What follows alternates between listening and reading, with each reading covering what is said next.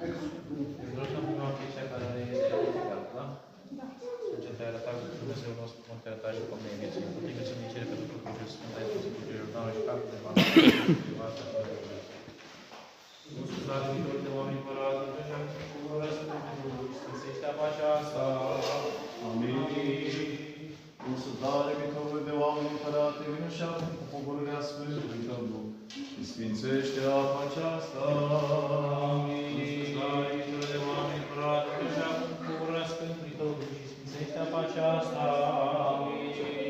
Și de care răspândește de cuvântarea Iordanului, foc pe aici, de este cu cine de sfințenie, de zlegare de privat, de zlegare de pod, diavolul, cheile de putere și nepotrivit ce ne atins, când de putere gireasă. Puterea pismari de tale, că am chemat Doamne, numele Tău cel minunat.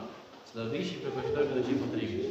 Să se zdrobească, să se închipui cu și tale toate puterile cele potrivnice. Amin.